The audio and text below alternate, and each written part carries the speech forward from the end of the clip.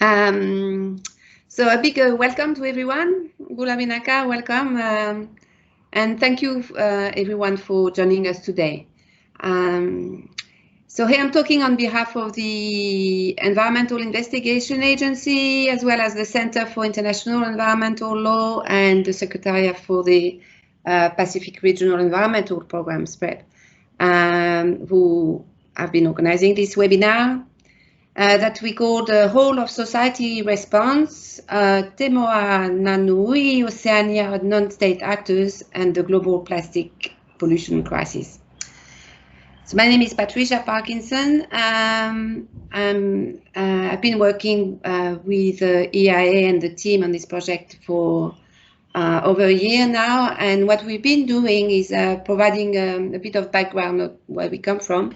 We've been facilitating a regional dialogue and collaboration based on a better understanding of the challenge caused by plastics in the region, the Pacific Island regions, and in each of the countries and regionally.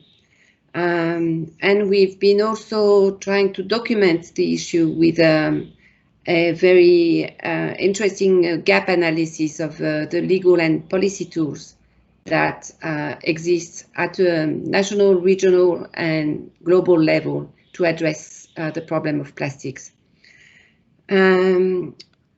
So we organize dialogues with a representative from the countries, and the purpose of that was to try to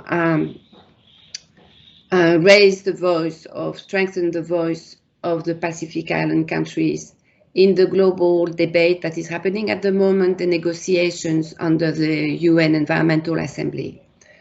And hopefully our position is that the best outcome for this negotiation, the UNR process, would be a global treaty, a legally binding global treaty that addresses all stages of the plastic life cycle. But today we are taking a slightly different angle towards the same purpose. And what motivated us to organize this webinar today is that we believe that turning the plastic tide is not going to be only a problem of global or regional or national policies. It will take all stakeholders to take an active part.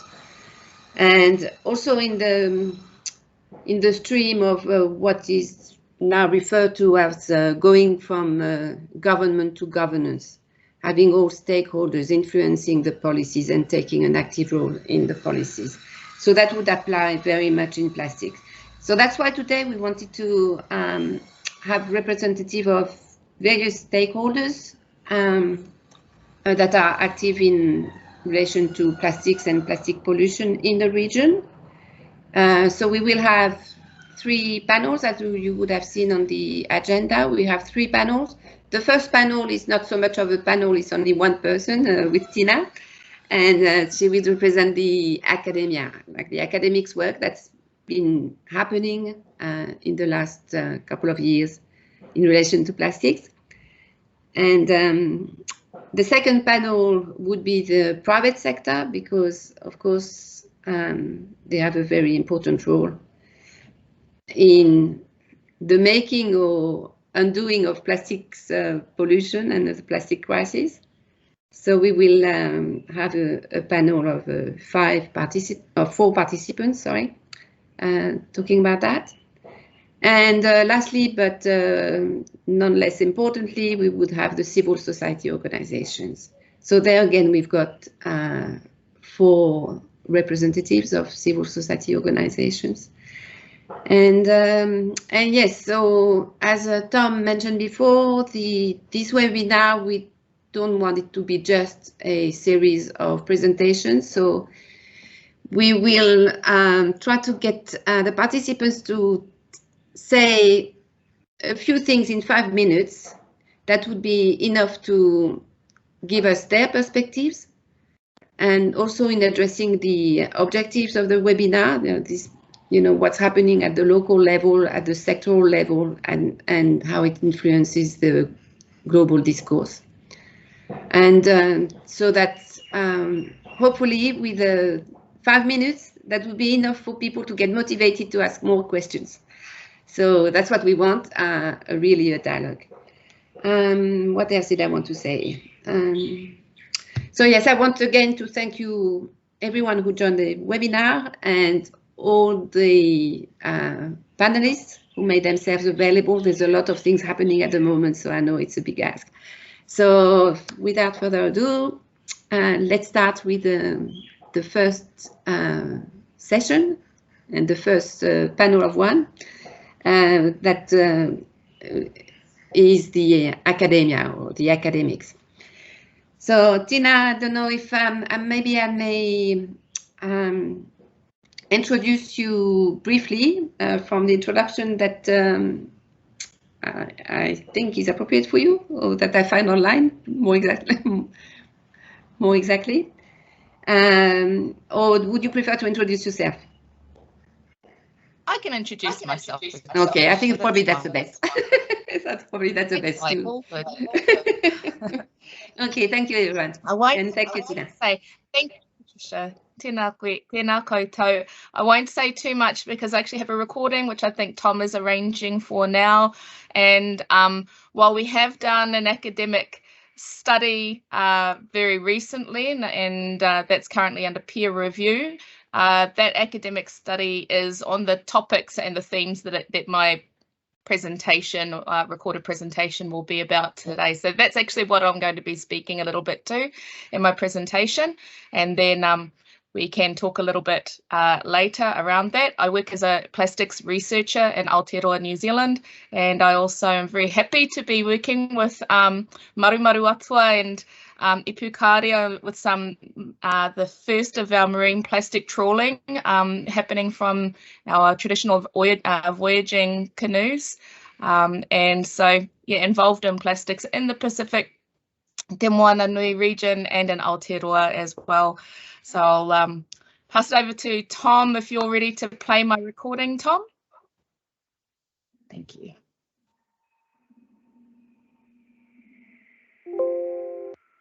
Kia ora, Isabula Manaka, kia orana, Yaura, Aloha, Talofa, Malo. My name is Tina Ngata, and I hail from Te Ika Maui, more commonly called the North Island of Aotearoa, New Zealand. Nō reira, mai tēnei mokopuna, hikurangi mai tāwhiti, nuku tai memeha waka, tēnei kāmihi ki a koutou katoa. I want to acknowledge the senior lines of the Pacific who are joined here today to discuss this very important issue of plastic pollution in our region. And I particularly want to acknowledge our relations in Fiji at the moment. We are praying for you here in Aotearoa that you will pull through these times swiftly and safely. Ka rerenga whakaroaroha ki a koutou. And for all of us gathered here today to discuss this very important topic, as many of you know, our region is a vast region and very diverse. It is anything but homogeneous. We have just as many diversities as we do commonalities. And so what I have to offer today, I offer humbly in acknowledgement of those diversities as a contribution to a much broader conversation. This is a conversation about our home. Te moana nui, waenui, waitui, tasi. These are all names for our home that is more commonly called these days the Pacific Ocean. That name was imposed some 500 years ago, and interestingly, around the same time, Europeans developed their first international maritime law, ironically termed Mare Liberum. But for 3,000 years before that time, we already had ocean names and ocean laws of our own. We already had relationships and decision-making frameworks that helped us to collectively care for our shared region. We already had rich, sophisticated scientific disciplines that were integrated with our language and our culture and our religion and our politics. For 3,000 years before Magellan set eyes on us, we already navigated and traversed and sang to and prayed to and harvested from and gave birth within and upon and carefully studied, observed and cared for our shared Moana region. These waters are our home. They are our ancestor. They are our food basket and our inspiration. They are our past and they are our future, and they are, most importantly, first and foremost, our responsibility. But just like when Magellan came along and imposed his name upon our region, and that name eventually took over, so too has the colonizer, with many faces, imposed their own systems and their own processes over and above our roles and responsibilities. And it is a constant struggle for us to withstand being taken over. And I speak about these thousands of years before Magellan because there's still a pervasive tendency for people to talk about us as if we are children with young cultures compared to the ancient cultures elsewhere on the planet. There is still a paternalistic attitude towards our ways of knowing and being and doing that overlooks the fact that in our language, in our prayer, in our cultural norms, and in our customary sciences, we are the voice of the Moana. And I wanted to place that in front of us first and foremost today in order to dispel some dominant misperceptions. We are not young, we are not helpless, and we are not disparate. We have come together in times of conflict and peace and shared decision-making and learning for millennia. And it is that history that we call upon to come back again together as protectors and descendants of the Moana in order to forge solutions for the challenges in front of us today. Similarly, while it would be easy for us to call plastic pollution a new problem, it is in fact a manifestation of a much older problem besetting our Moana region, that of colonial incursion and occupation. It has manifested as militarism, as economic exploitation, as environmental extraction, as overfishing, as deep sea mining, as noise pollution. It has manifested as climate change, and it has certainly manifested as a dumping mentality for nuclear and chemical waste, and it has manifested as plastic pollution. Our Moana ancestors considered the world in deeply complex, interconnected, rhythmic patterns of sky and land and sea and human.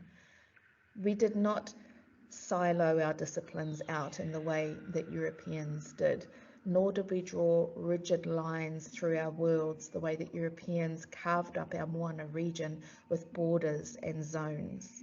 The waters of the sky, the waters of the land, and the waters of the sea were not separated in our perception the way that they so often are now. And I raise these things because the battle of plastic pollution demands of us to think in more integrated, holistic ways. Plastic pollution doesn't care about borders and zones. It does not discriminate between fresh water, marine water, groundwater, or atmospheric water, or even the water in our bodies. It is everywhere. The sounds that you can hear in the background are the songs and clicks of our Moana relations as they sound underneath the Antarctic ice sheets. That's a place that my ancestors called Hui Te Rangiora, and it's a name that invokes great abundance. But even here, Hui Te Rangiora, this ancient cool place, has been invaded by plastic pollution. And similarly, The systems that have functioned to carry plastic pollution everywhere are deeply complex and interconnected. This is not merely a waste management issue. Colonialism and imperialism occurs across economic, political, educational, cultural, and environmental dimensions, and all of these dimensions have acted as vessels to help spread this problem across our Moana region. There is ultimately a discussion that we cannot avoid about how power is wielded and managed within funding regimes, within philanthropy, within science and academia, within transnational institutions and political forums, if we are genuine in overcoming this issue. Because the real power still rests with our moana. It's said that there are two great lungs on this planet, the great forests and the great oceans. Te moana nui is struggling to breathe, and if we do not listen to her and take urgent action, it will soon be us who will not be able to breathe. But even without projecting into the future, there are serious human and environmental rights violations going on right now in our region as a result of plastic pollution, and those violations are happening first and foremost to moana nui communities. So there is important work for us all to do here. And while we have incredible, unique potential to overcome this challenge, we have to remember it was ultimately not moana communities who put the systems in place, and it would be egregious to leave us to clean up the very literal mess that imperialism has created in our region. And so thank you for coming together to talk about this important issue today and to listen to the voice of the moana as she manifests in her descendants. And as you listen to her, I invite us all to deeply consider the spaces and the work that needs to be done in order to recenter the voices of the moana and clear the way for her to breathe freely again. Tēnā koutou, tēnā koutou katoa.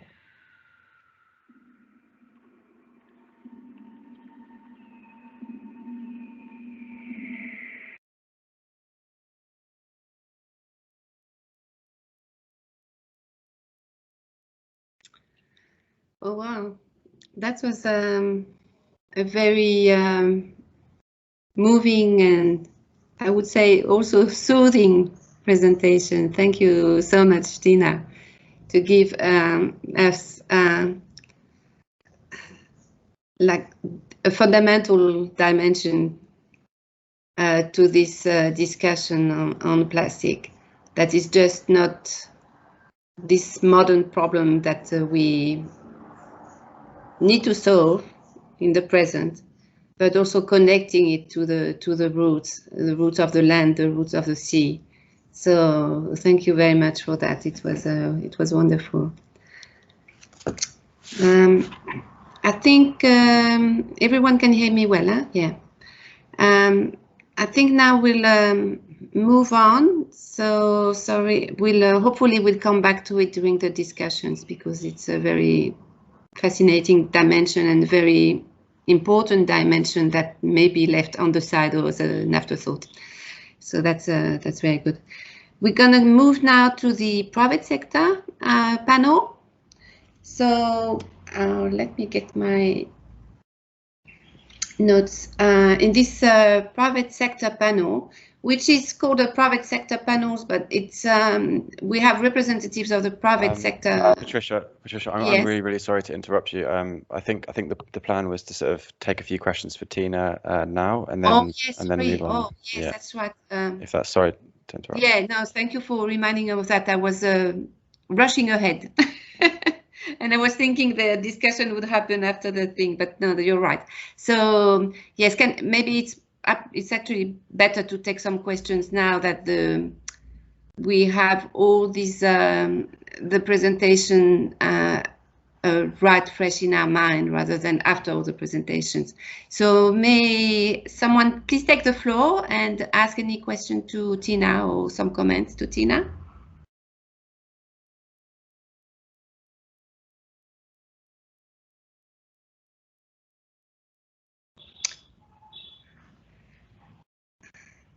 maybe I can get the discussion started with one question of my own.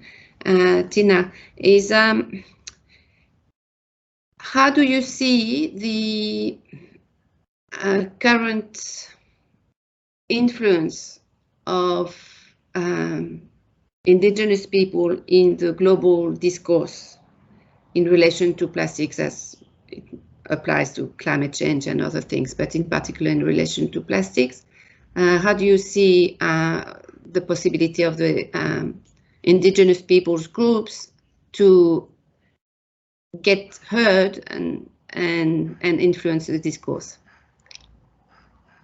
Yeah, thank you, Patricia. You know, plastics research in a very similar way to climate change research. It requires a number of instruments and has required a number of instruments to ensure that our rights are being respected in the field of research. Similar to climate change research, there's been unfortunately too much research that has happened to us rather than with us. And as I mentioned, and this is something that, you know, there's an increasing amount of academic body of research and reflection, critical reflection around, and I alluded to it in my discussion as well. You know, there's a huge amount of solution. You know, it's an incredible advisory resource, Indigenous knowledge, because it's knowledge that has grown out of the waters and the soil of the place where you're at as well. And also we understand internationally that that the most effective kind of solution is one that is culturally relevant and politically, socially relevant to the place where it's meant to be applied. So you really do need the local community involvement. Issues like free, prior and informed consent, and this so often happens when it's issues of extreme emergency, is that winds up becoming a bit of coding for not respecting local community rights because of the urgency with which, you know, the work needs to be done.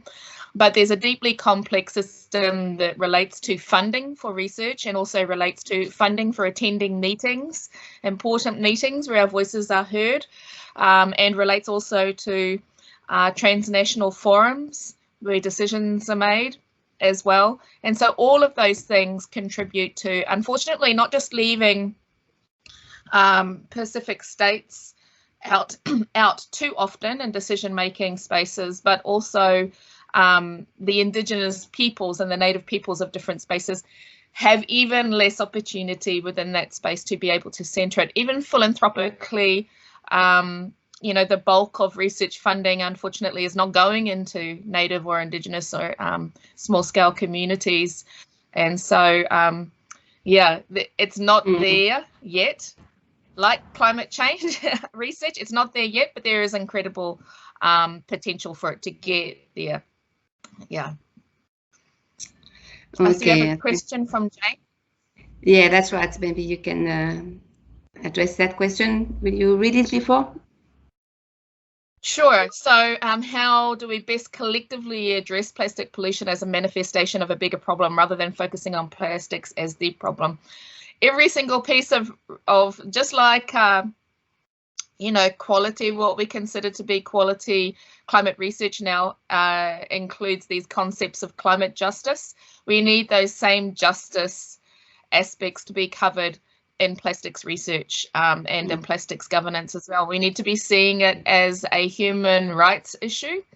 And when we look at these things as a human rights issue, it forces us to consider these other multiple dimensions, and it opens the door to other more long-standing discussions around how social injustice actually, you know, when you see an environmental crisis, what you're actually looking at is an environmental dimension of a social crisis that has roots much further back. And so when we are including those aspects to our research, to the framing of the problem, and to the discussions around those issues in the decision making and financial spaces, I think we open the conversation up a lot more.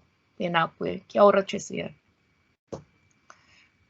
Thank you so much, Tina. I think we'll, if we want to keep to our time, unless there's any urgent question, I can't see anything in the chat. So maybe let's just move on for now, and we can revisit all these discussions because it's all linked during the next Q&A sessions. And all right, so now it's the time to introduce the private sector panel, and thank you so much.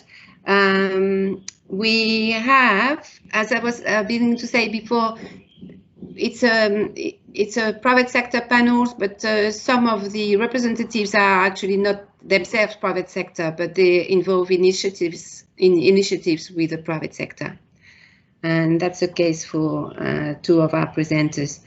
So I'm very pleased to introduce, so in order of presentations in the program, first Christina Leala Gale of the Pacific Tourism Organization, SPTO.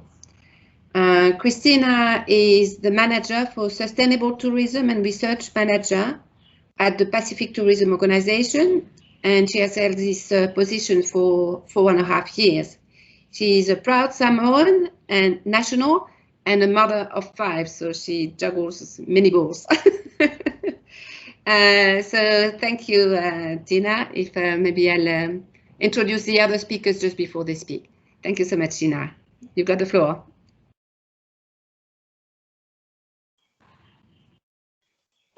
Okay, thank you very much, Patricia, for the introduction. Good morning, everyone from Fiji. It's a pleasure to be here this morning and specifically addressing such a very important issue.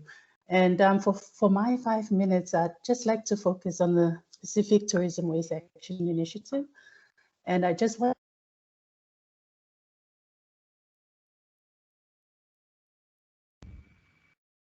to also acknowledge the timeliness of the which is on a whole of society response to a global plastic crisis.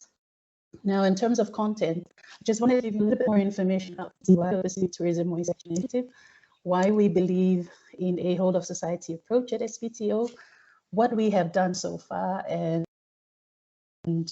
some key takeaways in terms of the way forward.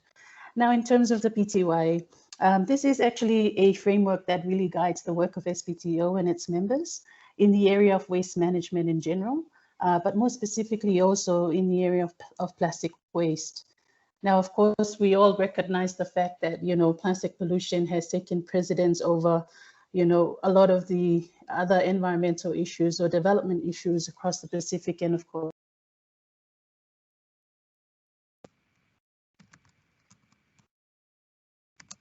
the world.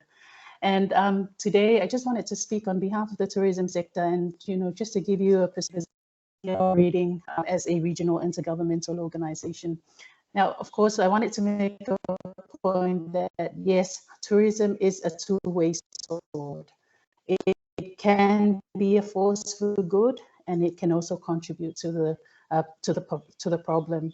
And of course, if you look at PTY, sorry, Tom, if you can go to slide number 3, please.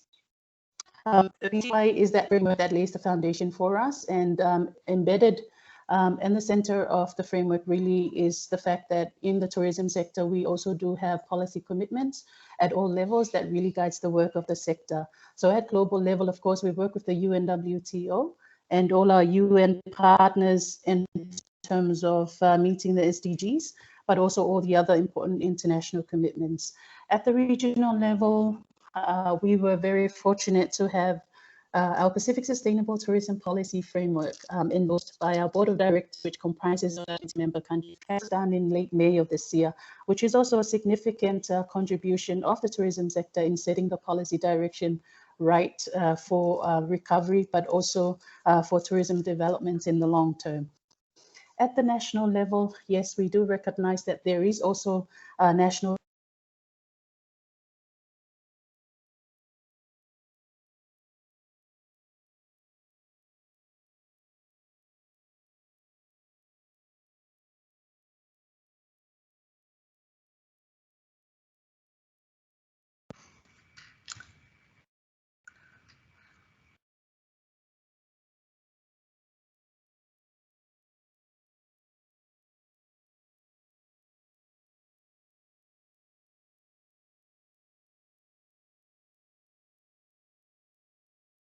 Unfortunately, it looks like we're having some connectivity issues with Christina. Christina, perhaps you can try leaving the webinar and coming back in. I wonder if that'll solve the issues that you're having. I wonder in the meantime whether we could move on just in the interest of time. Patricia, is that okay? Yes, possibly we could do that, because then hopefully Christina can fix the connectivity issue. That's such a shame. But yes, we'll come back to Christina later. So our second speaker in the panelist in the private sector panel is Simon Bennett of Swire Shipping. Simon has started, is working as a general manager, holds a position of general manager for sustainable development for both Swire Pacific Offshore and also for the China Navigation Company. He has expertise in, among other things, sustainable shipping, and is currently contributing to a book on security, water, energy, and food in the Pacific on behalf of the University of New South Wales and in Sydney and UNESCO. So Simon will be talking, I think, about the Moana Taka partnership and other things that he chooses to. So without further ado, thank you very much. You've got the floor, Simon. Thank you. Thank you very much, Patricia, and good morning, good afternoon, good evening to everyone wherever you are. Thank you very much for inviting me.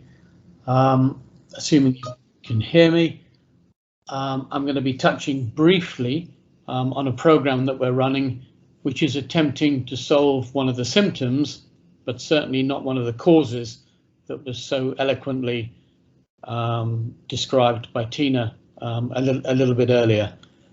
So if we share my screen, not that one, hang on a minute.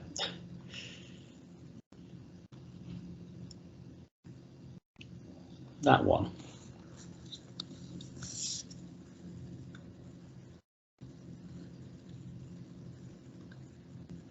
And I'm hoping that's full screen for you now.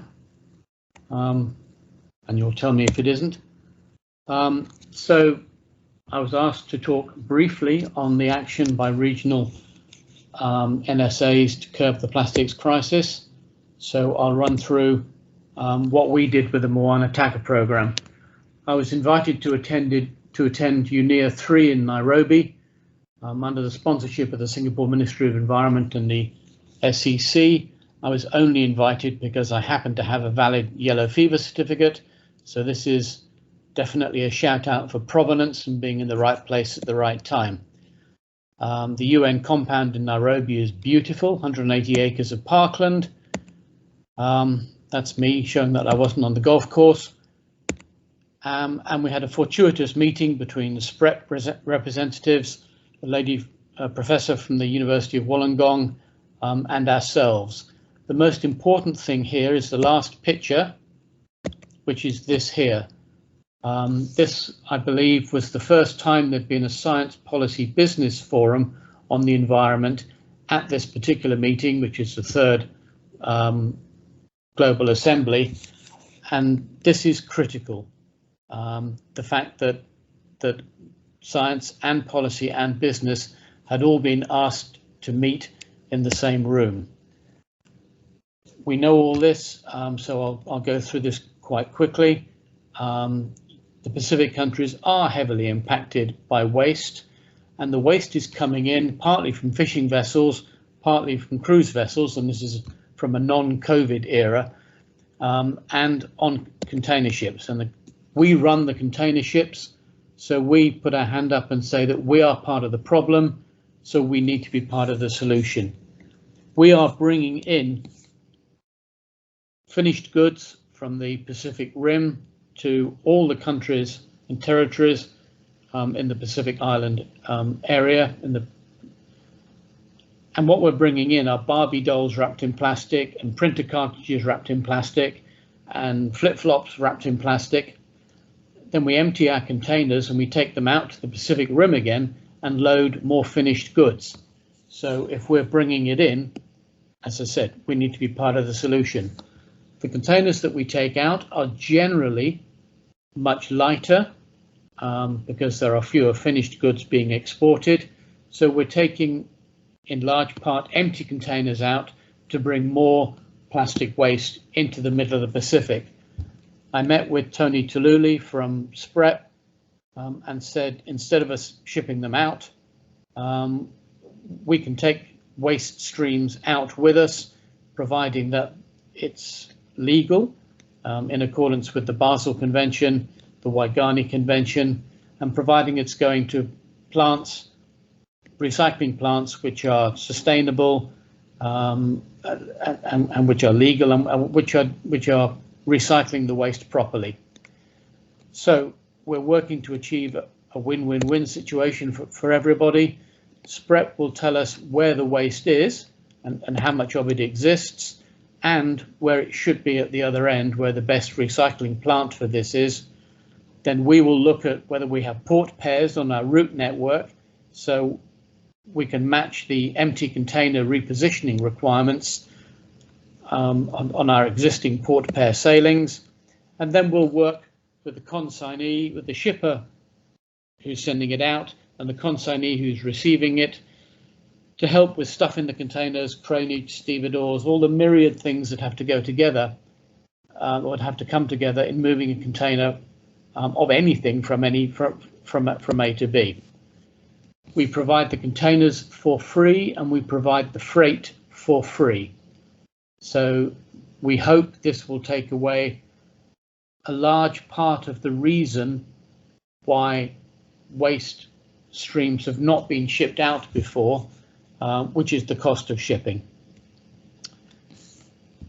So in a nutshell, China Navigation, or Swire Shipping, and SPREP have got together. We have a formal Moana Taka partnership. Tony's on the call this morning, so you can either come to the address that I put up at the end for ourselves, or go back to Tony at SPREP and ask for the details of the partnership. What can we ship? What's our route network? And then we will do our best to ensure that the waste stream is picked up in a free container and moved to the outside. This is our route network. This was a snapshot, I think, in January. The routes do change. You will get this as part of the slide pack at the end of the after the end of this webinar, so you can look at this at your leisure. But where you see a port pair there, that means that we own the ship which is moving from A to B. We're in control of it, so we can ship your container of waste for free. So that's it in a nutshell. There is plastic waste in the Pacific, and we will help anyone who's collecting it to move it out of the Pacific. The point I really want to raise, if you take nothing away from this last 5 minutes, is that it needs everyone to come together. It needs science and academia to determine what needs to be done and where and when and how often and what colour. It needs governance and governments to create the right environment so that we can do the right things with the stuff. But critically, it needs business to be involved. This is our day job. We try and join the dots and do what's required. I'm a little sad it took UNEA so long to bring business along, but if we ever have another physical meeting in the future, once COVID has left us, then we need all these three parties and civic society, which I actually regard as sort of floating and covering all three of those areas. It needs them all to come together and say, we can actually fix this problem together. But as I said at the outset, we're fixing the symptoms here, not the causes. Ideally, we need less plastic packaging in the first place, and that comes back to extended producer responsibility, which is a governance thing and way above my pay grade. That needs the government organisations to get together to to institute it and to try and stop vastly unnecessary waste, packaging waste being used. So, Vinaka, thank you. Vinaka, Simon, very interesting initiative.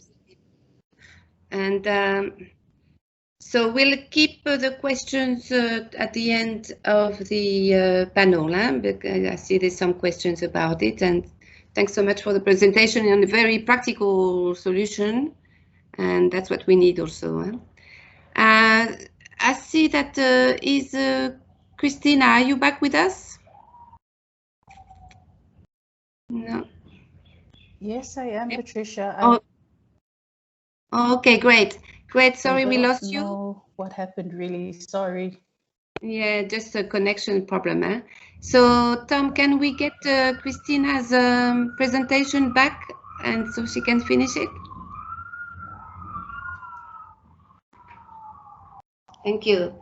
Okay, Christina, I'll let you finish your presentation. Sorry for the interruption. Patricia, sorry. Was this the slide that I was on? I'm so sorry. Yes, what about, I think. Or do you want me to start all over again? Oh, not all over. We did have you for a couple of minutes. I think it stopped on that slide 3. Tommy. So that's slide 4, yeah. Yeah, continue from here. I think it's good. Okay, thank you. All right, thank you very much. I'll be very brief, everybody. In terms of the future direction of tourism and how important it is for us to be looking at solution and coming it from the tourism sector. To 2030, we have agreed as a region through the Pacific Sustainable Tourism Policy Framework that I mentioned earlier, that we will want tourism that is going to be resilient, prosperous, and inclusive. And that means looking at tourism that will improve the well-being of our communities and protects, restores, and promotes our cultures, islands, and ocean ecosystems. So in looking at all of this, the efforts and interventions in plastic waste pollution and waste management in general will fall under Goal 4. We've got a series of priorities, a range of actions that have been identified very clearly, and I'm very happy to report that plastic waste is definitely integrated into the framework as we have now. We move on to slide, please. And so why do we feel that a whole of society approach is important? Next slide, please, Tom. And for us in tourism, we're looking at tourism, definitely it's not a standalone sector, it is very cross-cutting, and we do rely on supplies and what is going to be provided by other sectors for its operations. And of course, in there, we do recognize the fact that we don't have all the resources that we need to address the issue, and definitely we will be looking at depending on the policies that are set by government, but also the investment of the private sector into solutions that are conducive to our situation in the Pacific, but as well as the research and what everybody else is intervening. So incidentally, again, I want to emphasize. Next slide, number 6, Tom, I don't see it on the screen, but if everybody is seeing that slide number 6, we have intervened in 3 key areas. One is in policy, and that is definitely looking at integrating waste actions into the overall regional policy framework of SPTO and its members. We have worked with SPRIP in terms of the environmental impact assessment guidelines for coastal tourism development and others. And we definitely are looking at establishing sustainability standards for the region, and that is a project that's in the pipeline. Secondly, in terms of awareness and education, we've been reaching out to our members and working through advocacy programs to the tourism sector that, this isn't a huge issue that we need to contribute to, and also need to work towards avoiding. And the last area that we've been intervening in as a sector is industry level action. And that is very, very important because we've piloted through a creative industry approach where some of our local artists in the Pacific have used their talents and gifts in teaching women and youth on how to make crafts and jewelry out of PET bottles. Now that is only one stage of the process. And we do hope that it will continue on to hard plastics and others. And then, the last part of my presentation, next slide, please, is looking at the takeaway messages from, the work that we are currently doing.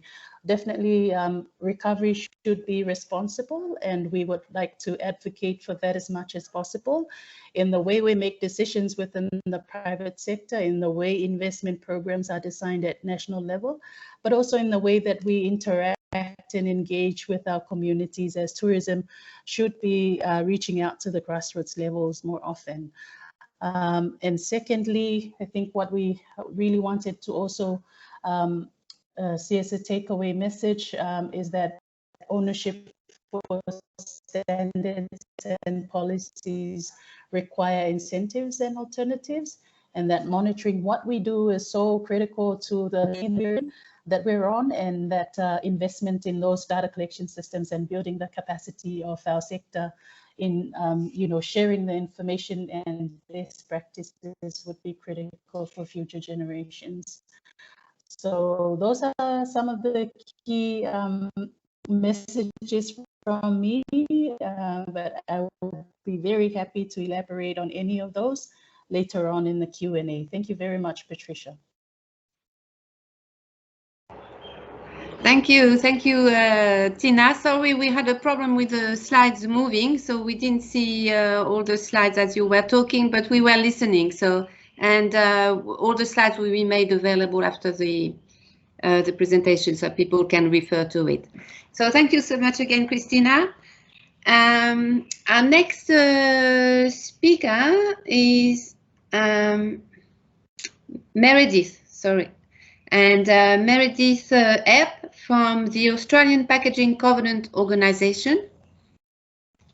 Meredith is a sustainability and communication professional with a specialty in marine plastics, fisheries, and the circular economy.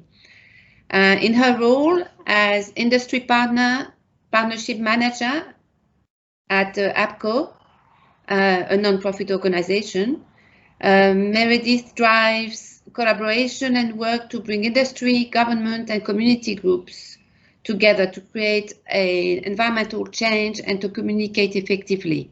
She will be talking today about this very recent initiative, the Australia-New Zealand Pacific and Plastic Pact.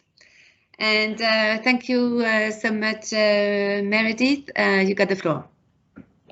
Thank you, Patricia. Good morning, everyone. Thank you so much for having me here today, and I'd like to pay my respects and acknowledge the traditional owners on the lands in which we all gather, joining you here from Sydney in Gadigal land, and pay respects to the elders past, present, and emerging. So thank you. I've been really enjoying the presentations so far this morning. They've been beautiful. And like Patricia said, we are the ANZPAC Plastics Pact, so Australia, New Zealand, Pacific Islands Plastics Pact. And we're asked to come and talk a little bit today about that whole of society approach to stopping plastic pollution in the Pacific. So very much something that is at the core of ANZPAC and what we do. So I think Tina put this much more beautifully than I would, that, within the Oceania region and the Pacifica region, that we are the voice of the Moana. And I think we all recognize, we're here today talking about plastic pollution, but it is a regional problem, and focusing on ANZPAC is really about plastic packaging is the scope of the work that we do, but it's a regional problem that happens here, and that plastic pollution and that packaging that ends up in our oceans, it doesn't stop at any borders. So coming together and working with Australia, New Zealand, and the Pacific Islands, we're really able to help address some of these key issues thinking about turning off the tap before the packaging can enter the environment. So a little bit just about ANZPAC. So ANZPAC is the 11th pact to join the Ellen MacArthur Foundation Global Plastics Pact Network. And so the Global Plastics Pact is really united behind the new plastics economy vision, where plastic packaging never becomes waste or pollution, and that it stays in the economy. So that's looking at ways that we can eliminate the plastics that we don't need, we can innovate the plastics that we do need so they can stay within the system, and then we can make sure that we circulate plastics so that they never enter the environment or enter into landfill. So by the work that we do through ANZPAC, I mentioned we're the 11th pact to join this global network. So we're really committed to working here locally with different organizations, and I'll show you who's already joined as part of that in a moment. But there's also this two-way dialogue that happens within our region in Oceania, but also back to all these other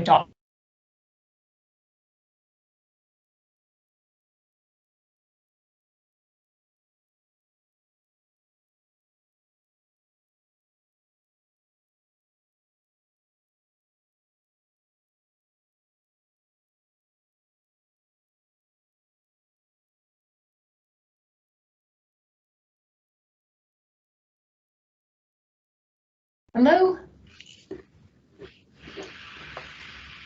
Can you hear me okay? Am I back? Hi, Meredith, could you perhaps maybe turn your camera off? I think it might be a connectivity. Yes. Yeah, thank you. Yeah. So camera's off now. Is that okay, Tom? That's great, thank you. Great. All right, thank you. So just talk a little bit about the ANZPAC. So that we launched in May of this year here in Sydney, but that was also a live launch with people joining us from the Pacific and New Zealand as well. And launched with over 60 founding members, which we're proud to say that now have over 80 organizations that have joined as well. And you'll see here that it really is about that whole of society approach, that we have some large major multinational brands, but also working closely with NGOs, so WWF in Australia, Clean Up Australia, the packaging supply chain, as well as design agencies, universities, and governments across the region. Because that whole of society approach really is critically important if we want to design plastics so that they aren't entering the environment. But it's also about shifting the business systems that we use and making sure that we're able to collect plastics and working those back into the system. So I'll just finish now on a little bit about the ANZPAC targets. So we work to that Ellen MacArthur vision by delivering on 4 key targets. So eliminating unnecessary problematic plastic packaging, designing 100% of plastic packaging to be reusable, recyclable, or compostable, and then increasing the amount of plastic packaging that's collected, and also including recycled content back into packaging. So by working through these targets, we really are able to take a coordinated approach, a whole of society approach, and for organizations to be able to make those investments, but also for governments to be able to make policies that can help to support the circular economy and keeping plastics out of the economy or out of the environment. So some of our key priority areas that we're working on are creating market demand, eliminating those problematic plastics, increasing collection for recycling, and designing for reuse and recycling as well. So our members are all across the supply chain, representing from the Pacific Islands, from New Zealand, and from Australia, and really acknowledging that there's so much great work that's been happening in each of these different areas, and not looking to duplicate work, but really looking to accelerate the action that we can all take together, because we know that this is a wicked problem and we need to solve it. And by being able to be open and collaborative, we can solve these problems much more quickly than if we were to do it on our own. So I'd really like to join and invite anyone who's interested to get in touch with us, the ANZPAC team. Matilda, my colleague, is also on the line this morning. We'd really like to be able to work with everyone over the next year. Our key focus is developing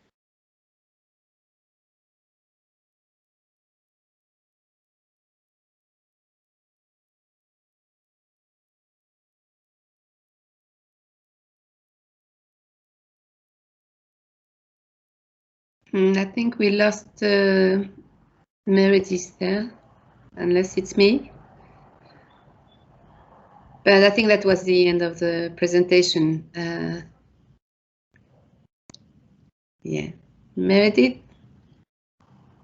I'm back. Sorry. Of course, the internet goes as soon as you're presenting, but I guess I'll just finish off by, if anyone would like to hear more, happy to discuss in the chat or get in touch with us at that email address. Thanks, Patricia. Thank you very much, Meredith, for presentation on this initiative that I heard about, I read a little bit about, but it's much more than I thought it was. So thank you, and I look forward to the discussions on that. Let's move on quickly to our next and last panelist in the private sector panel. And it's a presentation about the business manifesto. That's why it's in the private sector panel. But the presenter is actually an NGO person, Alfred Ralifo from WWF Pacific. Brief introduction, Alfred, for those who don't know you, is a senior policy and government affairs manager at WWF Pacific, based in Suva. His main focus is working very closely with WWF Network Global Policy Team to develop and advocate WWF position and policy for various multilateral environmental agreements, such as the Rio Conventions and the UNFCCC, CBD, etc., and the global goals. Currently, Alfred is working on plastics in relation to the UN Environmental Assembly process. So, Alfred, if you're with us, I'll let you take the floor. Thank you very much, Alfred. Thank you, Patricia and Bula, everyone. So I would like to share my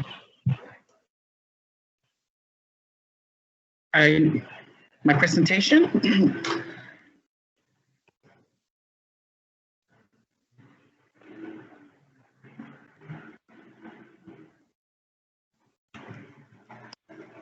Sorry. Great. I'm going to be speaking about a report that is developed by WWF in partnership with the Ellen MacArthur Foundation and the Boston Consultancy Group. This report was published last year in 2020, and it's the name of the report is called The Business Case for UN Treaty on Plastic Pollution. And that is where my presentation is going to be focusing on. So we all know that about 11 metric tons of plastic pollution enters the ocean each year, and this number is expected to triple in the next 20 years.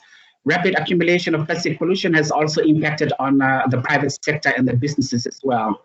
And mainly because public awareness on plastic pollution is increasing, and more consumers are demanding effective responses from businesses across the plastic value chain. And as a result, companies are facing increased reputational risks. So most of the countries are passing legislations mandating shift towards sustainable options for plastics. And if you look at the data that is presented in this report, about 137 countries have passed regulations on single-use plastics. And more millennials prefer to work in companies which are committed towards better environmental safeguards. And 72% of global consumers are willing to pay 10% more for eco-friendly packaging products. And more investors are now directing investment towards environmental sustainable practices. And so in the last 5 years or so, the number of voluntary multi-stakeholder initiatives and the number of national regulations to address plastic pollution have more than doubled in the last 5 years. Yet the plastic pollution tide keeps on rising and is expected to triple in the next 20 years. Now, 4 systematic barriers hinders progress. One is the voluntary initiatives have laid the foundation in many areas, but lack sufficient support and scale to drive system change. The current plastic regulatory landscape is heterogeneous, and many regulations typically do not cover the full plastic value chain, and they often fail to target the fundamental problem drivers. The lack of basic harmonized data at global, national, and business level limits the ability to monitor progress and evaluate the effectiveness of current measures. And lastly, significant structural capability gaps exist in critical markets that lack basic infrastructure and the system to keep plastic in circulation after the initial use. So,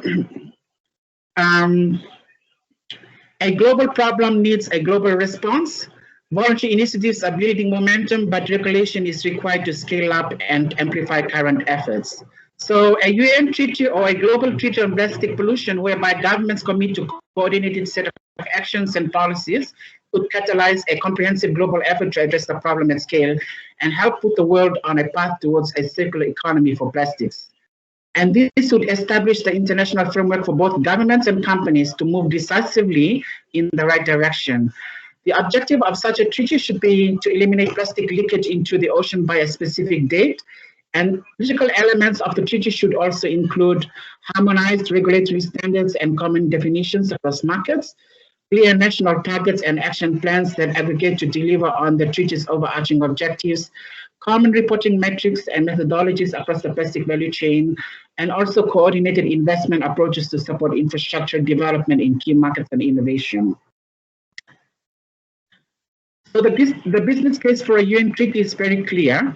A UN treaty on plastic pollution will benefit businesses as well as the environment, and it can create a level playing field across the plastic value chain, accelerating industry transformation and existing voluntary initiatives. So specifically, a UN treaty would help reduce operational complexity and compliance risks across markets, enable businesses to plan investments which require managing the cost of compliance scanning. It would also help to simplify reporting across the plastic value chain, bringing greater transparency to more effective measures, progress, and manage reputational risks. A global treaty will also ensure coordinated actions across the plastic value chain and improving the prospects of meeting ambitious corporate commitments. And coordinated actions across the plastic value chain, sorry, I'm repeating the same statement again. The business card for a UN treaty on plastic pollution is a manifesto that is signed by many of the world's leading companies in support of the UN treaty. And this is an initiative that is facilitated by WWF, and you can find more about this initiative on the web on our webpage www.plasticpollutiontreaty.org. And you can join this group to raise your voices by visiting this website. And finally, this is a slide of all the companies and organizations and private sector who have signed on to this treaty. And if you have further questions, I look forward to responding to your questions during the question and answer session. Thank you very much.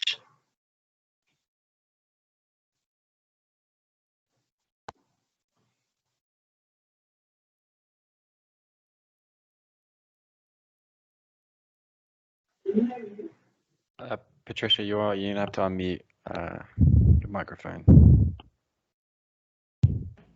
Thank you. Sorry, I was mute. Sorry. Thank you very much, Alfred, for giving us this other dimension of the private sector involvement in trying to address this plastic crisis. We're running a little bit out of time, so I'll just we'll do the Q&A session now. Hopefully, we'll keep it around 10 minutes.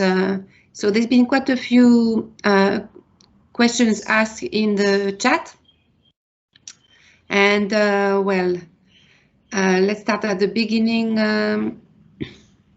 with a question for, sorry, I'm losing my list.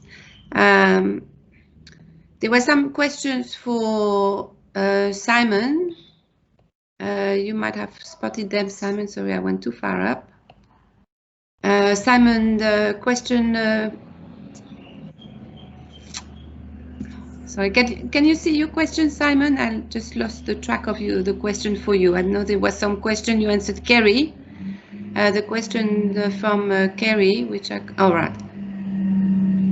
I think there was a question about does the EU initiative, does it apply to other regions or is it just the Pacific? No, absolutely. It's designed to be replicable. All the documents that we have, we can make available in Word format. So any other shipping company can just delete our logo, put their own logo there. I've talked to UNEP in Geneva, and they'd like to replicate it in the Western Indian Ocean, although that's not our trading area, so we'll help them, but I have no boots on the ground there. And I've certainly spoken to the lady in Barbados, and I'm aware of the Tropical Shipping Company. Again, that's not an area I'm familiar with, unfortunately, but we're giving her help as we can. But yeah, I would love to see it replicated.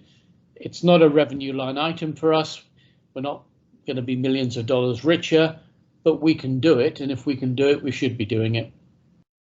Okay. All right. Thank Patricia, you. I was Yes. just going to jump in because I know there was quite a lot of questions coming in, and it's probably quite hard to follow. So I've just been collating them because there were quite a few questions for Meredith. So and I think the question probably leads into comments related to some of the other speakers as well. So one of the questions, Meredith, that you might be able to answer is, oh, we've got a cat. I love a webinar that has a cat. Yeah, how many or which of the ANZPAC members have already committed to avoiding the exportation of problematic plastics to the Pacific region, so particularly unnecessary single-use packaging, and how many have committed to repatriating plastics that cannot be recycled in the region back to the point of production for responsible recycling or reuse? And I think that also speaks to some of the points that we heard from other speakers, for example, from Simon about the role of producers and kind of bridging that link from the end of life management in the region back to production. So it would be great if perhaps, Meredith, you could kick off with some comments on that, and then we could go from there.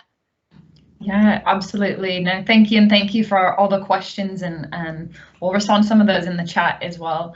But it really is, so all the ANZPAC members have committed towards working to those targets. So that first one around the elimination of single-use and problematic unnecessary plastic packaging. So that's really one of the key ones when it comes to, I guess, the importation. If that plastic packaging isn't being used, and therefore it shouldn't be within the region. And I would also say it's around that circular economy. So that other target that I mentioned, around 25% of recycled content back into plastic packaging. That's also something that will help to create that circular economy and that demand to help pull plastics back out of the different regions and have those be processed back into, ideally back into packaging. That's kind of the most highest value, but then it can also go back into, we see here in Australia, the Red Cycle program, where soft plastics, for example, get turned back into roads or park benches or different things. So it really is around those commitments that they've made to the targets.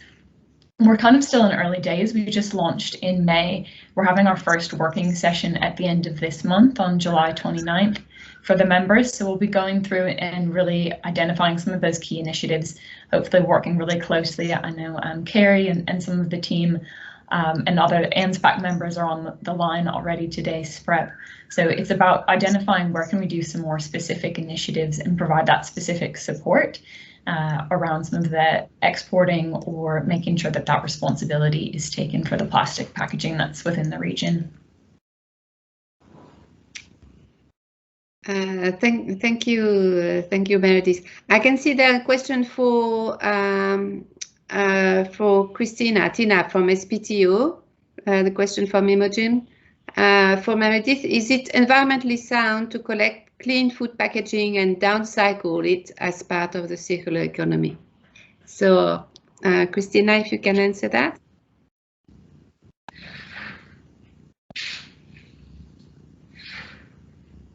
Is she with us? Christina, you here? Oh, maybe I see that she answered her question on the chat. So, and she said that SPTO does not have specific guidelines yet for the Pacific that will be factored into our pipeline project on sustainability standards. I mentioned in my presentation, Christina said, however, there's a range of guidelines online at the moment. Let me know if you're interested and I can help you. So thanks for the question and thanks for the answer. Yeah. Yeah, Patricia, that's the response to the question. Yeah, and very happy to also acknowledge what one of our participants has also put up in terms of the thing done by IUCN and we're losing you again, Christina. That's a problem with webinars, the connections. Huh? Serious business. I think they're looking at the reading, so that is still ongoing. But I think the good news for us.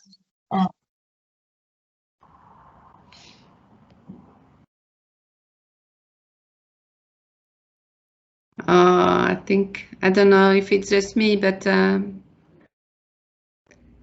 can't hear Christina anymore.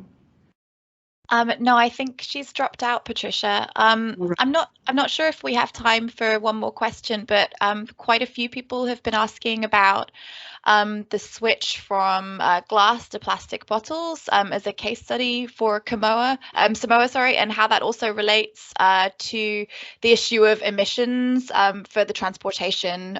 So looking at the whole life cycle of plastics.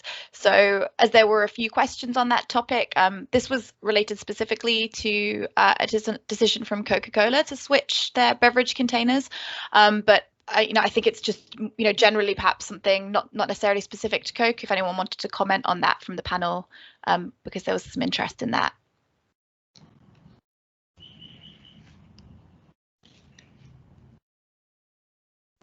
Anyone wants to comment on that? Yeah, I know Carrie is here on the line from Coca-Cola, so she's probably best placed to respond to those, but someone else has put in the chat here, it is very much about that life cycle assessment and understanding when we think about plastic packaging, it's the design phase, there's also the collection. So if there is that switch happening from glass to plastic, but there's sound collection methods like a CDS, where that can then be collected on a really clean stream and then turned back into packaging or bottles, that can have the environmental impacts will weigh up better in the long run. So that's, Carrie, probably some of the messaging that you would be communicating and why that business decision would have been made. But I'm sure Carrie's happy to provide a bit more information on that as well.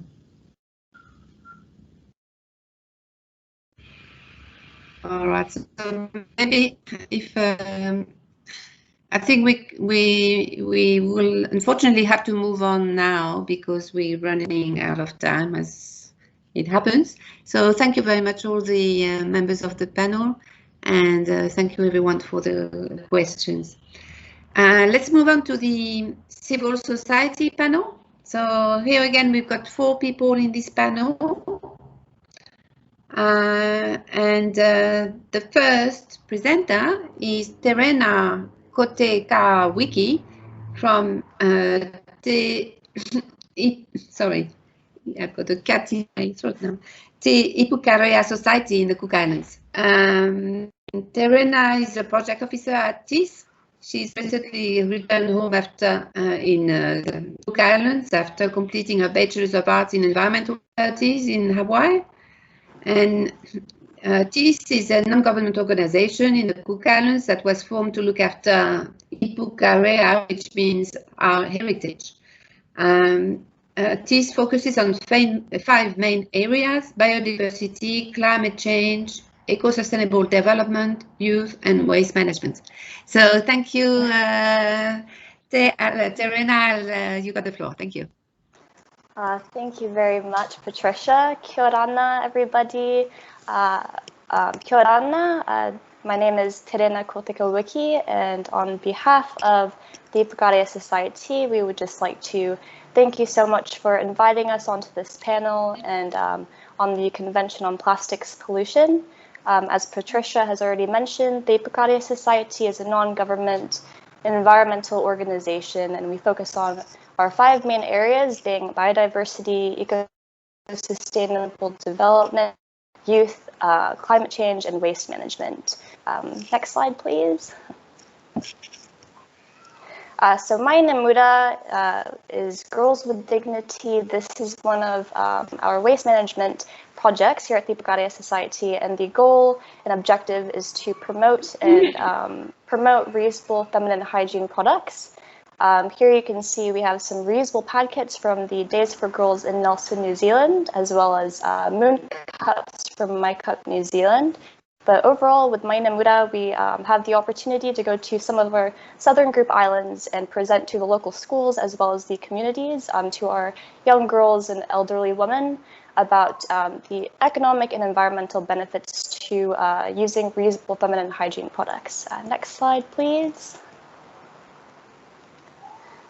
So currently we have our very popular historic Waka voyage, also called Moana, translates to Oceania, and this is taking place in the Northern Group Islands on the Marumaru Watua, and this is a collaboration with our civil society non-government organizations. This includes the Cook Islands Voyaging Society, Korero o Te Oro, and the Bukaria Society. And this is a joint effort to help promote and raise messages on ocean health awareness issues.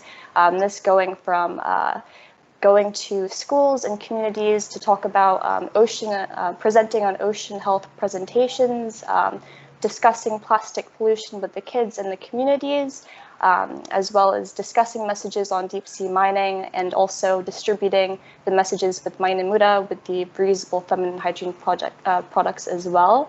And this is just one of the projects we have with the plastic trawl, which has been funded by the Five Gyres. And here we have Alana Smith, Kelvin Passfield getting ready to deploy the plastic trawl. At the moment, this is a 6-week Waka voyage, and there has been no plastic collected, which is a very good thing. Only zooplankton and jellyfish at this time. Next slide, please. Here we have our Rent-A-Plate. It's another one of our waste management projects. This takes place at the Punanganui Market on Saturdays.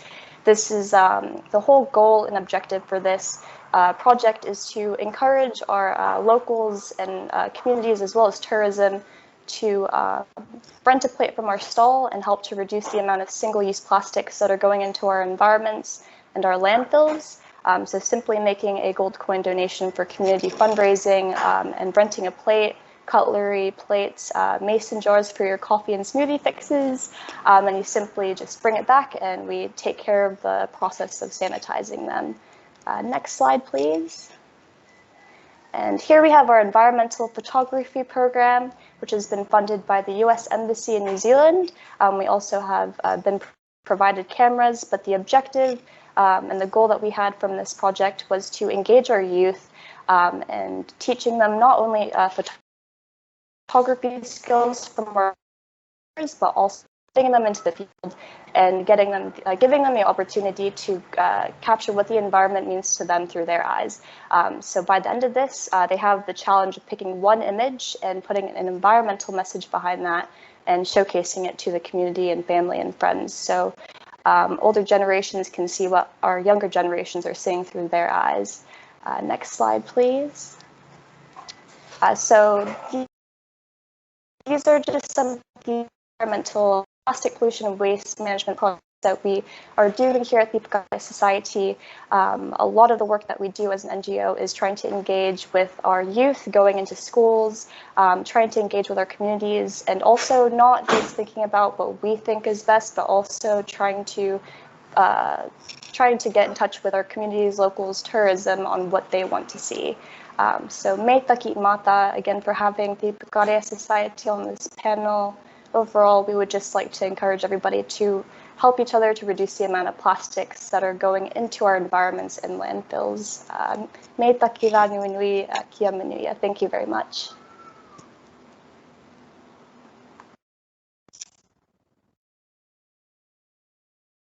Thank you, Terena, for this presentation on what's happening in the Cook Islands. It's good to have a view of different areas in our great Pacific region. And there's a really good work being done there with the youth and everything. All right, so let's we'll have some more question and discussion afterwards. Let's move to our next panelists in the civil society panel.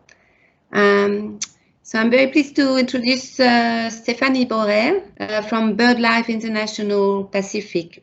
Dr. Stephanie Borrell is the Marine and Pacific Regional Coordinator for BirdLife International. In this role, she works in collaboration with government, NGOs, private industry to reduce seabird death in long-line fisheries and with partner organizations to implement seabird conservation actions across the Pacific. Trained as a field ecologist with a focus on pelagic seabird, Steph's research has focused on marine threats to seabirds, including plastic pollution. Her postdoctoral research used country-level and global-scale models to quantify the emissions of plastic into the environment and measure the impacts of intervention aimed at reducing plastic pollution. The goal of this work is to inform policy and effective strategies. So thank you very much, Steph. You've got the floor. Bola, tēnā koutou katoa, ko Steph Borrell tōku no. I te mai aku tupuna wahine, tahi mana waru rau whitu te kaumawha, he uria hou no Horana, no Kotirana, I whanau mai au I te taha o te awa o Autautahi. Ne raro I te maru o te moanga o Auraki, ke te noho au ke Kamaki Makaureo. Tēnei ka mihi. So kia ora, yeah, I'm the Marine and Pacific Regional Coordinator for BirdLife International. I guess I sort of straddle the academic sector and the civil society sector, given my background, as Patricia just mentioned, looking at marine threats to seabirds and the impacts on ecosystem function. Plastic is fundamentally a systems problem, and so it really does require a whole society approach. Collectively, we need to ensure that this approach is equitable and through a justice lens. And this is particularly important in Te Moana Nui, as Tina spoke to earlier, on the impacts of colonialism and waste colonialism, and that severely impacts the well-being and life-supporting capacity of Te Moana Nui and its people and ecosystems. BirdLife have traditionally sort of prioritised pressing threats of fishing and invasive species to birds, to seabirds in my role, but are increasingly supporting our partners, organisations like Te Pukerea Society on the issue of plastics pollution and exploring ways that we can apply our expertise to contribute more in this space. Currently, our science team are working on finishing up an analysis on the exposure of seabirds and plastics to identify species at risk and also help provide really important information to our partners to plan conservation actions in response. BirdLife are aiming to really follow the lead of our partners in this space, and we strive continually to amplify and support and connect those partners across Te Moana Nui and the world to international fora to advocate for international policy action, such as the proposed global agreement on plastics coming up at the UN meetings this year. And I just, yeah, finally, I think I'd just like to say there's most definitely enough work in this area for all of us. So we all need to take a role, and BirdLife is stepping up to do that as well, increasingly in the Pacific. So ngā mihi nui, thank you very much. Thank you, thank you, Steph. That was a really interesting to have a different perspective and a very swift, concise presentations. Thank you so much for that. Our next speaker is supposed to be Marina Kay from Samoa, but I haven't seen her online, and I don't think we've got her online. Marina is from the Samoa Recycling Waste and Waste Management Association, and she was going to tell her about her work in Samoa with this association. However, Marina, are you there? Because we can't see you. No? Oh yes, she's here. She's muted. Tom, can you please make sure Marina is unmuted? Yes, good. All right, so I'll continue. I'll let you introduce yourself a little bit further, Marina, and go on with your presentation. Thanks so much. Yeah, can you hear me, Patricia? Yes, yes, I can hear you. Okay, thank you very much. My name is Marina Kyle, married with 4 children. I run our family-owned recycling business here in Samoa. My father is the first recycler here in Samoa, and our family has been doing this for more than 30 years now. I'm the co-founder of Samoa Recycling Waste Management Association, as well as the president of the First Recycling Association in the Pacific. SWAMA is a platform for recyclers and waste generators that come together and address problematic waste such as plastic, e-waste, glass, end-life vehicles, waste oil, and etc. We are also set up to promote 3 hours plus return and have been operating for 3 years now. Talofa lava and warm greetings to everyone. It's great privilege to be part of this platform this morning. I'm here on behalf of Samoa Recycling Waste Management Association just to share a bit of light on our work around plastic and some of the challenges that we are facing. SWAMA is an NGO set up to address these problematic waste. We have been around for 3 years, and plastic is one of our waste streams. Even though plastic comes in many forms, we have chosen plastic number 1, 2, 5, and 6. Reason being is, number 1, we have a pilot project where we will be collecting and exporting overseas in hope of bottle-to-bottle recycling, where we have contributed to, where we have committed to a 1 million plastic bottle initiative. We also have another plastic project with one of our donors with plastic number 2, 5, and 6, where we are piloting a project with which we will be piloting to shred, pelletize, and mold into new products. Am I going too fast there, or? Okay.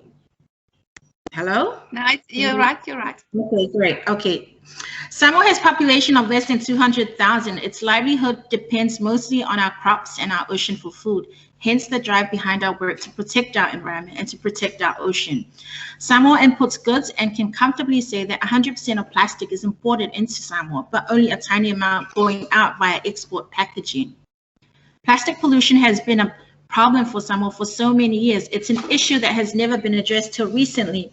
I remember in 2018, my very first interview on establishment of SWAMA on Australia radio station. They asked me a question on how the ban of plastic in China affected Samoa. My answer was, there's definitely no effect on Samoa because our plastic waste goes to the rubbish and off to the landfill. I hate to say, but at that time, it's the honest truth. When I was growing up, anything we don't use, unwrapped or reached its end life will go to the rubbish. We never had a system such as New Zealand and Australia with recycling, and do hope one day Samoa will. It was not until January 2019 Samoa implemented the ban on single-use plastic to help address the growing issue of plastic pollution. The ban included the import of selling and using of plastic bags and straws. SWAM in the same year addressed plastic drinking bottles, or PET number 1, up to date. We have approximately 500,000 in stockpile and have around 40 plus collection points housed at supermarket, businesses, schools, and sports compound.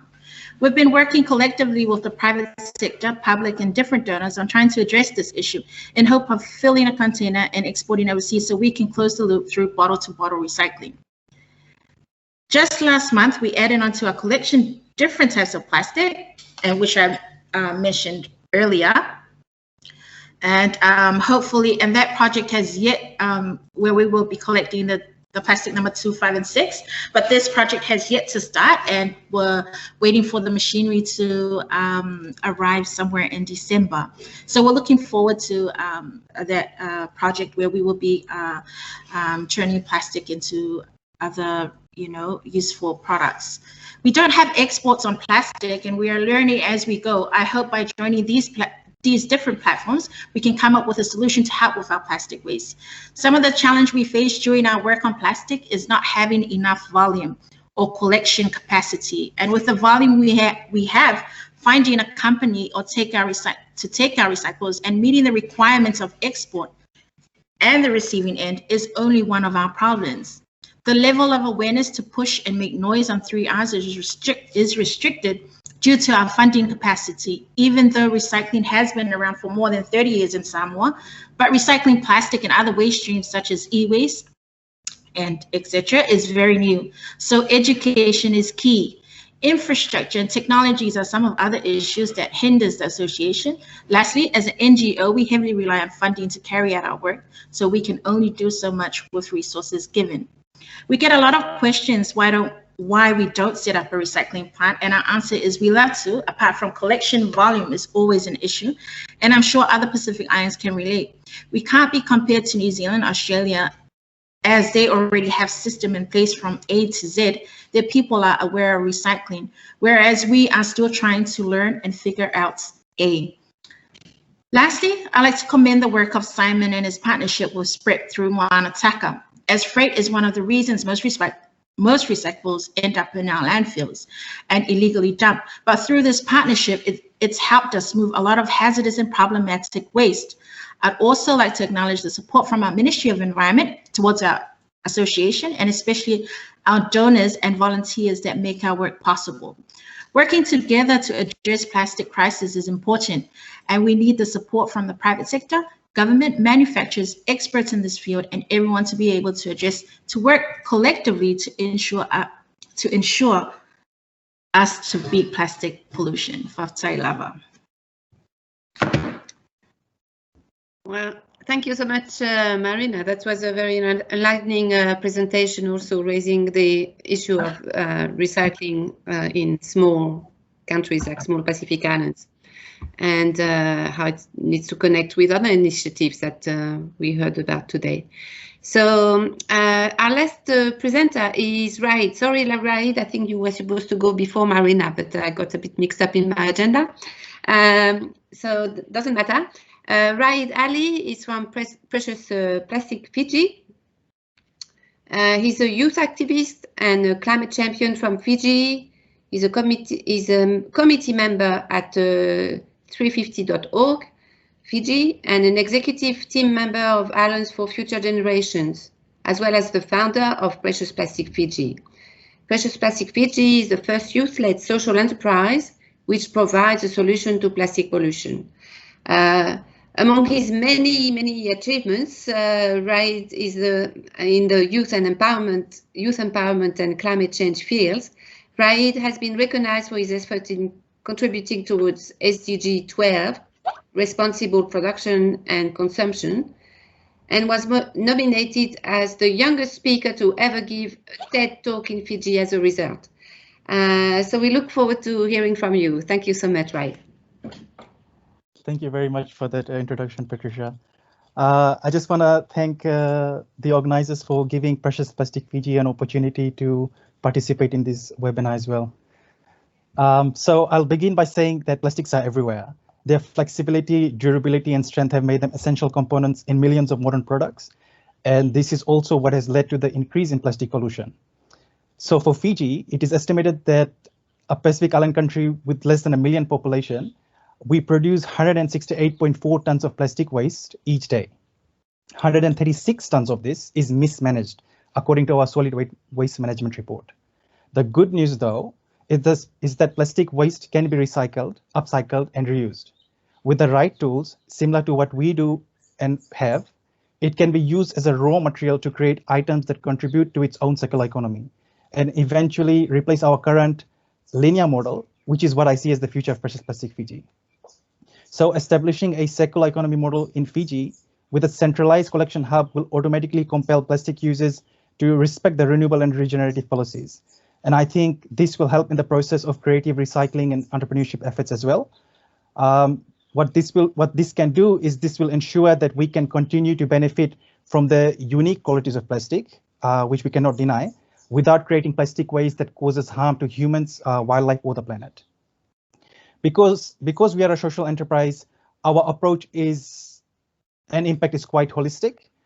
For instance, our usual work plan involves organizing coastal cleanup campaign with local communities and partners, sorting and cleaning the plastic waste we collect with our volunteers, separating the different types of plastics according to its type, and then shredding it respectively in our shredder machine. After this, we feed the shredded plastic into one of our 3 upcycling machines, which includes an injection machine, an extruder machine, and a compression oven to basically fill metal molds with molten plastic to make anything from plastic coasters, soap dishes, to plastic lumber and plastic bricks. So what we essentially do is use plastic waste as a raw material to create new items that contribute to its circular economy. The lesson learned through this initiative is that the full life cycle of plastics must be taken into consideration during production, not just the impacts of downstream marine litter. What is needed is to reduce unnecessary plastic at source, design less harmful products, and more research towards better recycling processes. But also, what we have realized is that a key issue that exists is the failure to control land-based plastic waste, which is the primary cause of marine environmental impacts. Plastics in the ocean are mainly from land-based sources, yet the regulation of marine plastic debris from land-based sources are either overlooked or the object of soft law only. I think this is a substantial gap that exists within the international policy framework as well. Because one of our major goals is to actually monetize plastic waste by turning it into a currency, this is what can essentially help some of Fiji's poorest people, especially those based in rural communities, because it will provide them with a form of employment and a source of revenue by collecting and sorting plastic waste within their communities, and then selling it to us for the purpose of upcycling. And at the same time, by monetizing plastic waste, we are reshaping the local perception of plastic waste to that of something with value, hence our name, Precious Plastic. We are also establishing a plastic education program for selected high schools in the Western Division of Fiji that will teach students about plastic pollution, its impact, and presents practical solutions. This will be delivered in partnership with Fiji Ministry of Education, and we will also set up plastic waste collection depositories in our target high schools as well. This will complement the education program and our work. Our initiative in Fiji highlights that plastic pollution is not solely a material problem, but an issue that the whole of society must bear the responsibility to solve together. With regards to policy, I just want to highlight that young leaders from WWF Pacific Volunteers Program and another organization that I'm a part of, which is called the Alliance of Future Generations Fiji, were instrumental in policy change in Fiji. In early 2016, a major Ban the Plastic campaign was led by my young colleagues and I, which later gained support from CSOs throughout the country after our public demonstration and campaigns. It called on the complete phase out of single-use plastics in Fiji. The campaign then saw the government in its 2017 national budget announce steps to completely phase out single-use plastics by 2020. The government also implemented a 10-cent levy on each single-use plastic that had increased to 20 cents to discourage consumers from using single-use plastics, and also at the same time to increase awareness for the use of recyclable bags. Fiji has now completely phased out the use of single-use plastics with less than 50 microns in thickness. This policy enactment demonstrated how bringing in such a measure can cause a paradigm shift, making the whole of society change how it acts. Finally, I'll say that the world is changing and young people are at the forefront of the change. We are empowering ourselves as advocates and as social entrepreneurs, and we already have the solutions. What is needed is tangible resources directed to these solutions and initiatives. And the experience and skills amongst our nations are vast and diverse. Let us all share capacities, technologies, and resources to increase the momentum towards securing a plastic treaty. Thank you.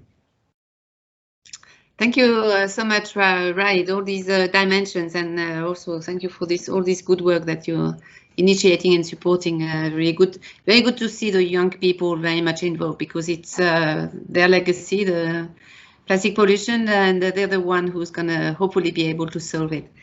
We're running a bit short of time, so we have the Q&A session now for the third panel, the civil society panel.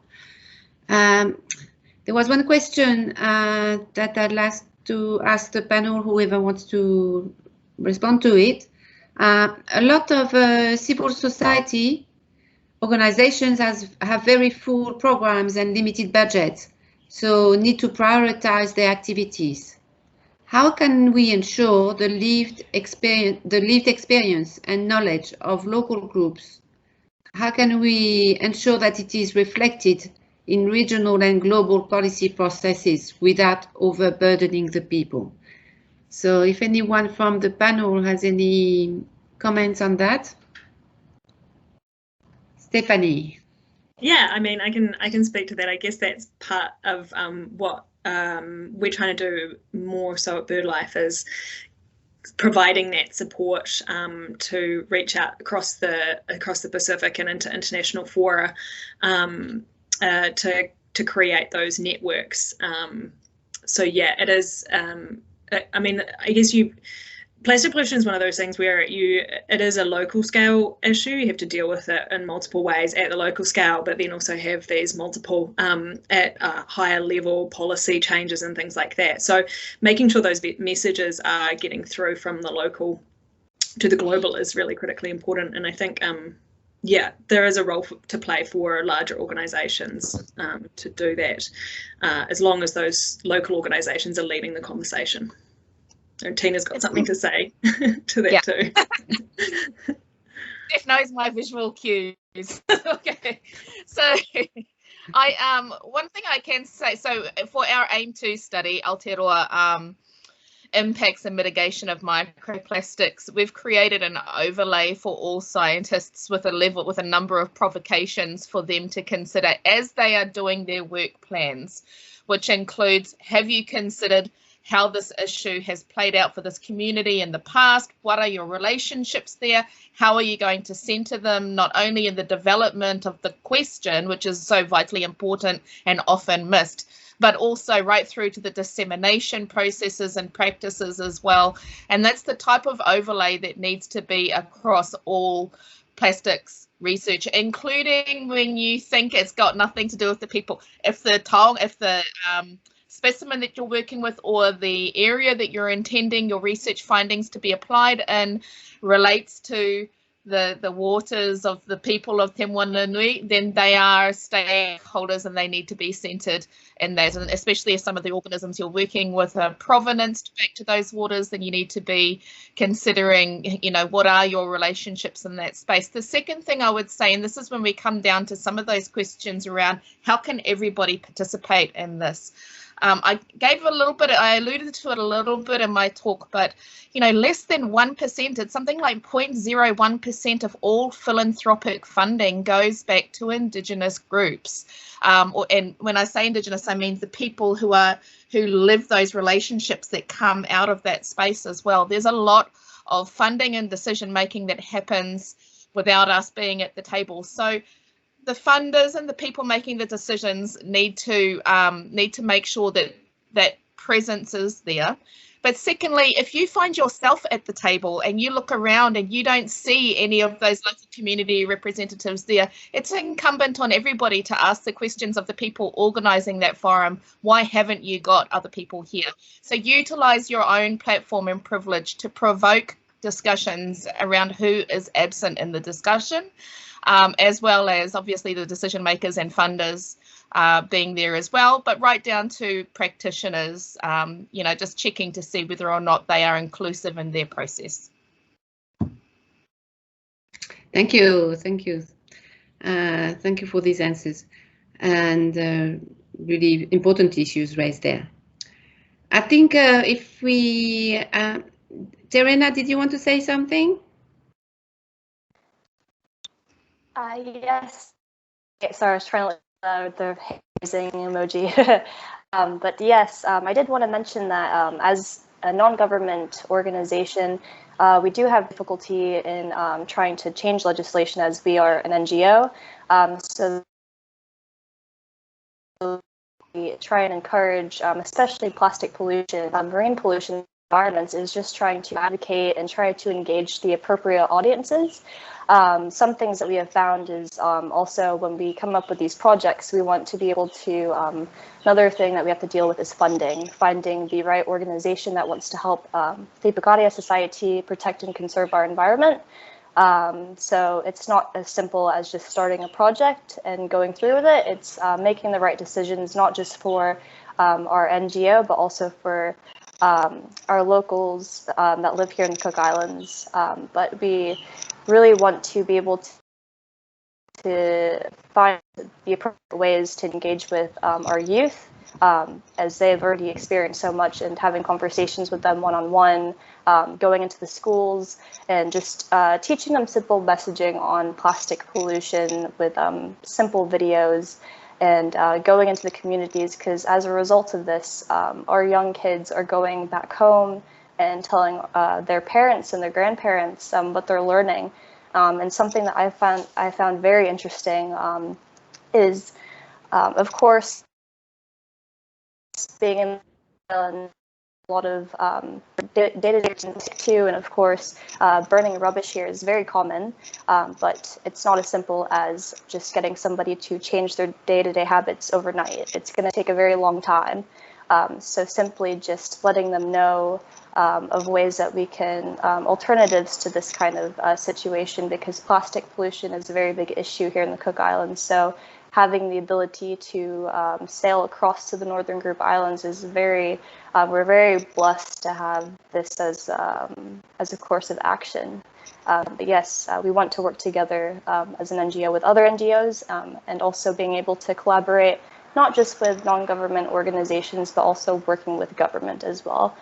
Because at the end of the day, we are all in this together. We live on the same planet. As cheesy as that sound, it is very true. But yes, that's all I have to say. Thank you very much. Thanks, Serena. All right, so I think we're gonna do like a last question that would be good if every panelist can say just a couple of sentences, not to go on for long discourse, and answering this question. If you had 2 key messages for regional leaders to take into international negotiations on plastic pollution, what would they be? So 2 messages for regional leaders to take to the international negotiations. Just 2 sentences, please. So who wants to go first?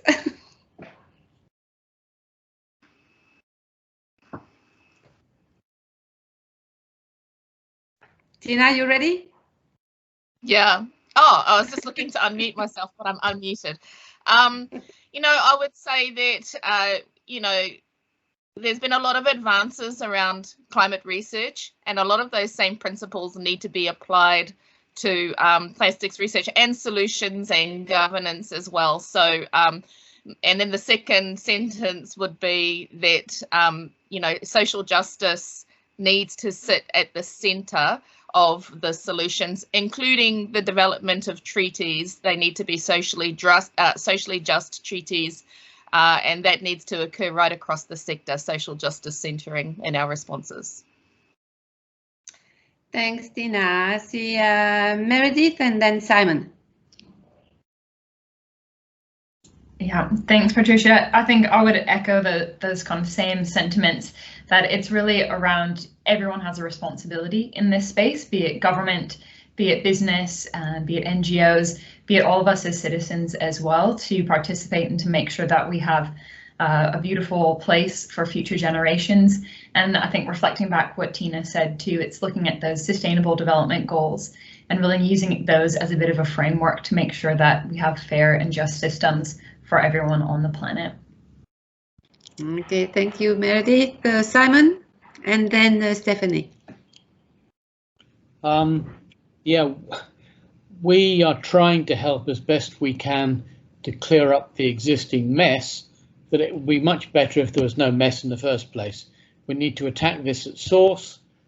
Extended producer responsibility for vehicles, for white goods, charging for plastic bags will all help to reduce the waste in the first place. And that's a lot more efficient use of everyone's energy than picking it up off the beach and putting it in a bag and sending it somewhere. Yeah. So I would ask the governments to please move to enact, that's the word, to enact extended producer responsibility. Yeah. Thanks, Simon. Stephanie? Yeah, I think I mean, obviously echo all of the points made, and the centering of the equity and justice in any global agreement. I would also, I think it's really important to emphasize the urgency of this issue. We are sort of staring down the barrel of millions of metric tons of plastic entering our marine systems, and there's a legacy effect of that plastic entering the environment. It takes a long time to make its way across the oceans from places like the US and East Asia into the Pacific, and will be continuing to affect Pacific countries for decades, if not longer. And so we need to turn off that tap, and we need to do it immediately. And and it's very interrelated to climate issues as well. So linking those things together and taking that message on the urgency is I think, a really important point for leaders to be aware of.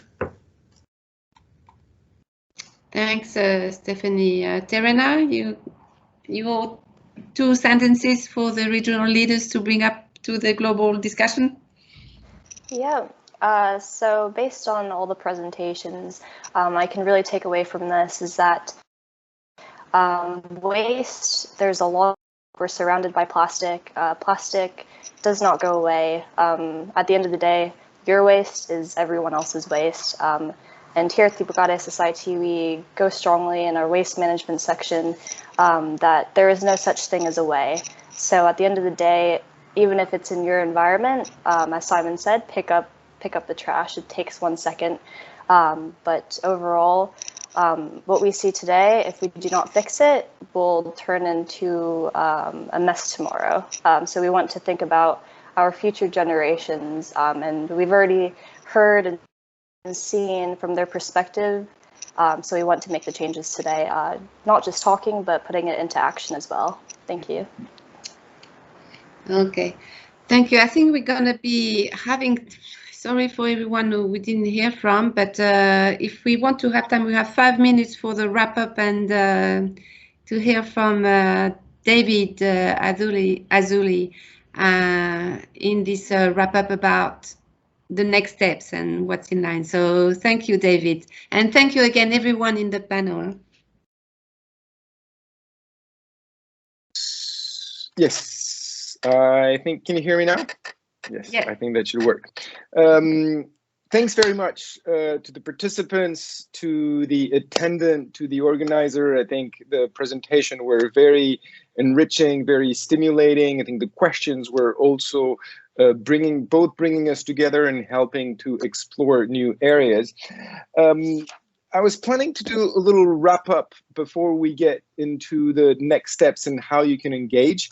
My sense is that we're a bit short on time now, but I just want to point out a few things that we heard today that I think are very, very strong and useful. We heard first about how the deep and long historical, cultural commonalities that brings the region together, and how it is critically important. It is actually, this is the only way that we can address these kinds of issues, is in groundings and framing the conversation, discussions around issues of justice and issues of human rights.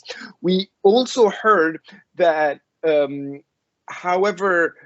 also heard that there is a role for everyone, and that not everyone needs or can engage in the systemic causes, and there is also room for addressing the symptoms, or addressing the direct impact that exists from one particular area to the next. One thing I heard that was interesting, that was mentioned earlier, was how business is here to do what is required. And I think this is an important point because it also highlights the value of legal regime, legal frameworks and obligation, because it also hints as a subtext, if it's not required, most of the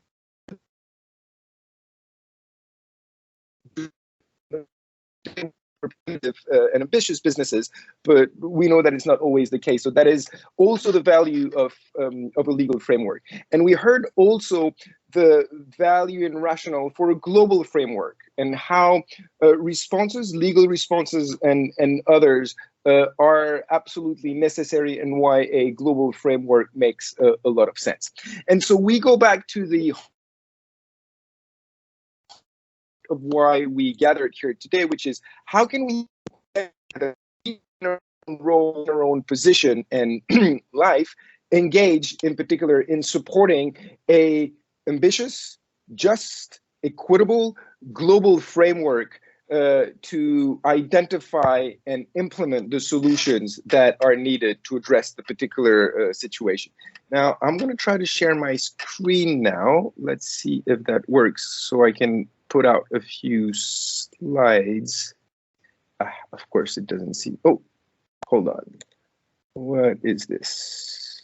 Okay, there's something wrong here. Sorry, let me just go back to can you see something that I'm sharing now?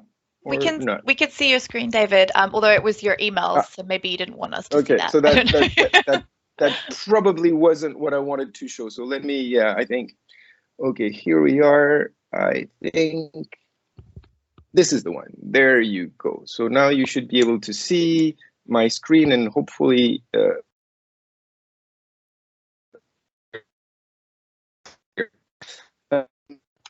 me just go full screen. So David, what is it that you can do at you? I'm really sorry to interrupt you. Perhaps you could just turn your video off, just because the audio, your audio is a bit jittery. Yeah, sorry. Thanks. Sure. Does that work better? That's great. Thank you, David. Okay, excellent. Thanks. So there are many ways that you can do to engage in the particular process, and we know that it's usually far away from your daily life, from your level of engagement, but there's still many things that you can do to support a global response. The first one is talk to one another. Look for synergies, possible partnerships, support each other's initiative. This webinar was a sort of a first step that we hope can bring a lot of you together, and was very pleased to see that there were already some linkages and follow-up conversation that started in the chat that will continue forward. Join networks. We're all much stronger when we're not alone, and God knows that global policy requires us to work together because these are very large machineries. There exist academic networks that exist that try to work together on how to influence the particular outcomes of global policy discussions. There exist NGO networks, private sector networks. There exist networks that across different sectors. I'm going to mention a few of those towards the end of the presentation that you can join. You can, of course, attend or contribute to upcoming meetings. There is a UNIA 5.2 that is coming up. There were expert group, the Basel, Conference of the Party of the Basel Convention is coming up. The Conference of the Party of the Noumea Convention in the region is coming up recently. So attend and educate your country delegate. Work with them, garner support for ambitious initiative, recruit progressive businesses, partners. In not so many words, engage with the people that are close to the decision making and that can carry the voice of the region in those fora. There is still also a lot of work to be done at the different levels, the local, national, and regional levels. And it's very important to align the objectives at those different levels with the objective of the global treaty and the various elements. And there'll be a few words about this just later. Influence key people in your country. All in your respective position as academics, as entrepreneurs, as researchers, as NGO activists, you do have a voice and you do have access to a number of decision makers, whether it's the minister, him or herself, or whether it's just people working in the ministry, whether you are yourself working in a ministry, there is a lot of things that can be done. And of course, as I was mentioning earlier, joining networks, share what you're doing, share what you're learning in this webinar, share the resources with people in your network, your professional network, but also beyond that, your personal network. This, I just wanted to show quickly a timeline of what will be happening between now and UNIA 5.2, but this is way too much information. Here are a few quick resources about possible governance structure or possible global response that could be brought to the global plastic crisis that we're facing. One is something that was developed with EIA, Ciel, Gaia, and the Massey University about what a new global convention could look like. One was presented earlier by Alfred, which is the business case for a treaty on UN plastic pollution. The Nordic Council, the Scandinavian countries have also put quite a lot of work and resources into opening the way and starting to discuss what could the global response look like, what is needed, and what is actually achievable. I'm including a couple more slides here, and that's really not for you to look particularly now and more for when the slides will be shared with other resources, both that relate to the impact of plastic pollution. Specific region of them were in the region. So they're not specific to the region, but they do provide enormous amount of information and insight about what can be done and what are the sources, and to better understand both the problem and how it can be framed in the appropriate way, as was mentioned by Tina as the first presentation, in order to develop adequate solutions that will not make us come back here in 10, 15 years and figure out that nothing has changed. I'm including all, you don't need to know this now, I will share the slides, a few names of contact. Yep. The slides are not moving. Can you move the slides? I am moving the slides, but, well, okay, so then never mind. I don't know what slide you're stuck on right now, but just to mention, in the slide that I will share with others, there will be at least 3 names. One is someone from my organization, CL. Her name is Jane Patton, and she is co-organizing and coordinating a lot of the NGO engagement in this global process. She's also working with some progressive businesses and can put you in touch with the UN major groups. There are a lot of different major groups, but including one on business and entrepreneur that could very much benefit from the engagement of entrepreneurs from the region, and entrepreneurs that have a different perspective than just producing more fossil fuel plastic, which is currently the idea that dominates the UN major groups from business and industry. I'm also including contact from Christina Dixon, which you've heard before from EIA, who can also ensure putting you in touch with the different networks, or at least ensure some of the follow-up from this workshop, as well as someone that you've seen in the chat, Tricia Ferrelli. Tricia is currently, together with other partners, developing a project about looking at the human rights impacts and trying to make recommendations, human rights-based recommendation for the countries specifically in the region, and developing information materials and webinar. And in that context, a network of people in the region is being developed to be consulted, to weigh in and to ensure that the output and outcome of the project really matches the needs of the region. So these are just few examples. All of us speakers, all the speakers during this webinar can also provide some more insight and responses. They can connect you with others. All of you are also familiar with the work of SPREP and others.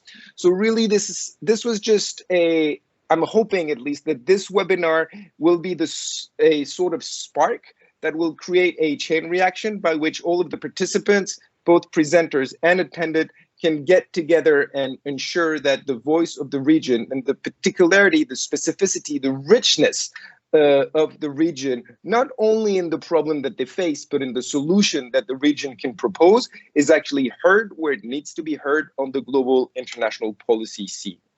So thank you very much with this. I'm going to stop now and get back on camera if that works. And Patricia, I think I'm going to give you the floor for the final closing of the webinar. Well, thank you very much, David. We didn't see all your slides, but we will have the slides shared with all participants later. And thank you again, a big Vinaka Bakalevo to everyone, the panelists and all the people who attended and asked some questions. I think we had some very important connections made here during this webinar. And as David said, it's going to hopefully spark better collaboration and better influence of the non-state actors in the national, regional, global policy space. So I think we are a little bit over time. So unless I'm forgetting anything, and I think we can just thank you again and hope to keep in touch. And have a good rest of the day or evening or night. Thank you very much, everyone. Thank you, Patricia. Thank you very much. Yes. Thank you. Me taki mata.